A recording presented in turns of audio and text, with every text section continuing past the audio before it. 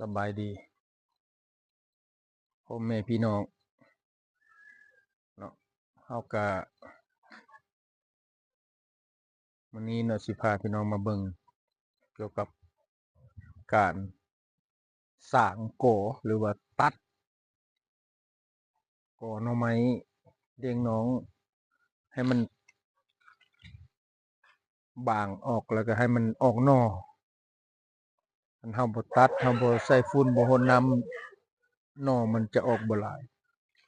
แต่ว่าเดี๋ยวนี้ก็ยังมีอยู่หน่อมันก็ออกอยู่แต่ครับต้องตัดแล้วก็ใส่ฝุ่นให้มันเพิ่นออกหลายๆต่อจากนี้ไปก็ ประมาณ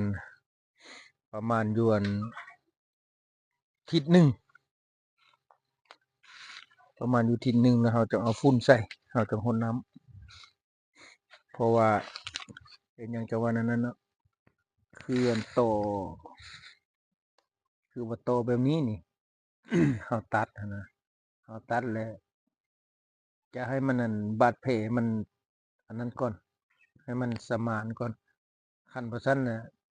เอารดน้ำเลยหรือมันจะเน่าของเราคือเดี๋ยวก็มือเขานี่แหละถึกพาถึงมีดนี่เราบ่ต้องให้น้ำถึกประมาณอาทิตย์หนึ่ง2อาทิตย์แล้วมันติดมันกระแดงแล้วน้ำถึกจังไดอันนี้ก็คือกันมันเป็นแบบนั้นนะ เราต้องปะไว้ประมาณอาทิตย์หนึ่งเราจังใส่ฝุ่นรดน้ำแล้วจังไปติดตามตอนต่อไปนะพี่น้องเนาะ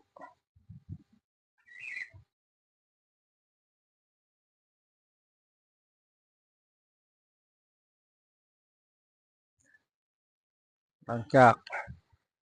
กที่ว่าเราสร้างกอมันนี้แล้ววันนี้เรามาเฮ็ดอันนี้มาเฮ็ดแต่โคกมันนี่ใส่นี่เราตัดรากมันแล้วก็ตัดท่อนเป็นท่อนเราก็เอามาสานบ่เวลาเราฝุ่นเอาไปสั่งใส่เราเอาใบไม้เอาหยังใส่ปกเอาฝุ่นใส่มันจะบ่ไหลหนีอยู่ทางรดน้ำนี่พี่น้องเอ้ยต้องได้ดูมันได้จังน้อย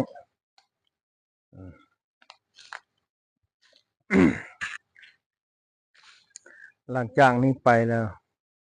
ประมาณอยู่7มื้อ8มื้อจะเอาฝุ่นมาใส่เอาฝุ่นใส่ทั้งลุ่มแล้วก็เอาใบของมันนี่แหละโปะขึ้นสูงๆแบบนี้นะปกคลุมเลยแล้วก็รดน้ำคู่มือประมาณเดือนหนึ่งเทื่อก็บ่ฮอดเดือนซ้ำมันก็ออกหน่อแล้วล่ะพี่น้องเอ้ยวิธีการก็ง่ายๆซ้ำสิกินบ่มันออกระยะปีผ่านมาโอ้ออกหลายออกดก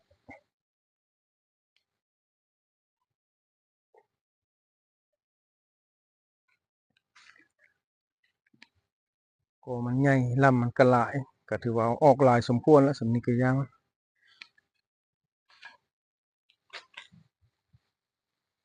เฮ็ดหัวอ้อมเฮ็ดทัก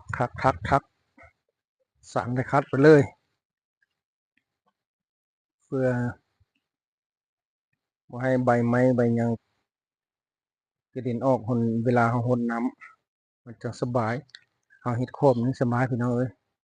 บัดนี้เป็ดไก่มันก็บ่เคี่ยวอีกเพราะว่าเราก็เลี้ยงเป็ดเลี้ยงไก่ก็หลายอยู่คันมาเฮ็ดนะโอ้ยเพิ่นกวัดเพิ่นเคี่ยออกเบิดอันนี้หน่อเพิ่นก็ยังอยู่คันบ่เฮ็ดอันนี้แล้วไก่เคี่ยวเบิดแล้วเราก็เอามันนี่ใส่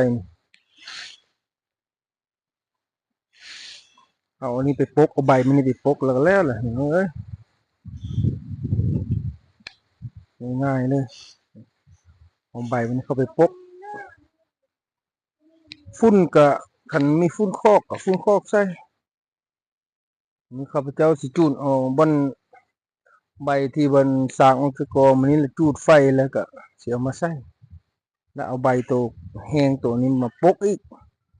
ปกหนาๆงดน้ำคู่มือนี่ไว้ออกเดี๋ยวนะ